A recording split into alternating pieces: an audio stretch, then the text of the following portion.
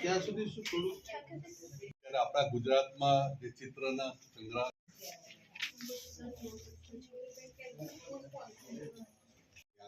આ બધા એના ચિત્રો છે અને અહીંયા આગળ મૂક્યા છે.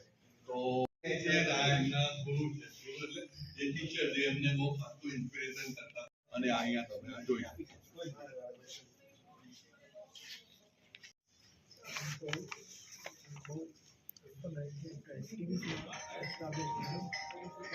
મારી શરૂઆત સાધન સાથે થઈ 1966.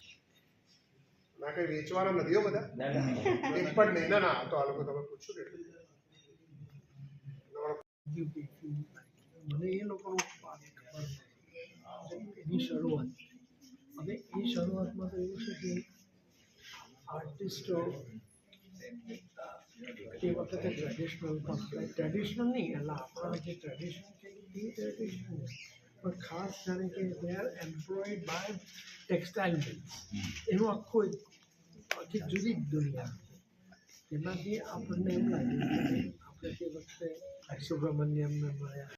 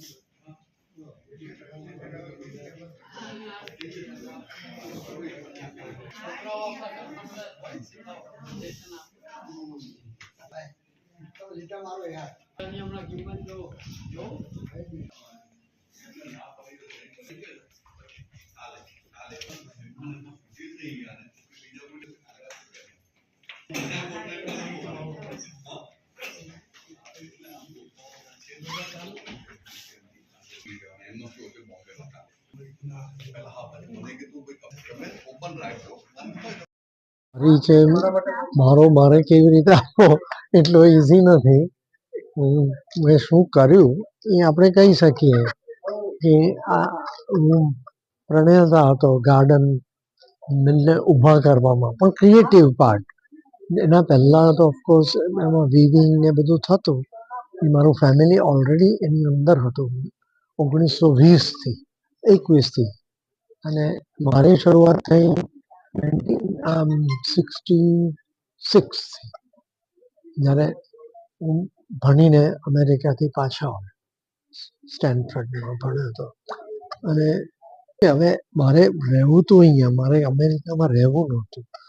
તો અહીંયા મારા ફેમિલીએ મને પ્રોત્સાહન આપ્યું કે તારે આ ફિલ્ડ એવી છે કે જે અમારી પાસે નથી, એટલે તું શરૂઆત કર. અને એનાથી આ શરૂઆત થઈ.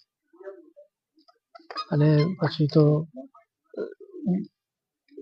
ગાર્ડનનું નામ મારે કહેવા લાયક નથી, પણ બધા આમ જ એક ખૂણે ખૂણે અમારા ક્રિએટિવ ફેબ્રિક્સ અને એની ડિઝાઇનો બહુ પરખાઈ અને પ્રસિદ્ધ થઈ. પછી વર્ષો થઈ ગયા અને મેં કીધું તેમ 97 મારા આર્ટ ડિપાર્ટમેન્ટ લગભગ નહીં તો એટ એ ટાઈમ 8 થી 10 કામ કરતા હતા. પણ એ લોકોને તે વખતે પણ અચરજ હશે ને થોડી આજે પણ હોઈ શકે કે હું કેવી રીતે ડાયરેક્ટ કરું, જ્યારે એ લોકોએ પોતાની જિંદગી એમાં આપી.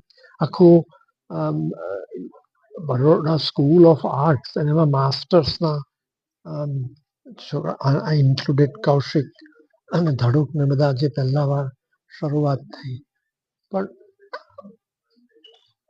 આર્ટ એટલે એવું નથી કે આ જે મેં પછી શરૂઆત કરી એને ને મારું હું શું કરતો હતો એની સાથે કોઈ સંબંધ નથી. તમે જુઓ તો કે આ કંઈ ડિઝાઇન નથી કે આના પર કંઈ આ જે ચિત્ર હશે તેને હું એ કપડામાં ઉતારીને એનો કંઈ ધંધો નહોતો. પણ એક અંદરની એક વેદના સમજો કે એક જાતનું ચેલેન્જ હતું. અને જ્યારે હું આર્ટ કરતો ત્યારે એવું નહોતું કે બધું સરળ સુંદર અને બધું એવું શાંત લાગતું હતું. વોર એન્ડ પીસ જેવું હતું. શરૂઆત થાય ત્યારે વોર જેવું લાગે, એટલે કે એવું કે જલ્દી ઊંઘ પણ નહીં આવે, કારણ કે શરૂઆતમાં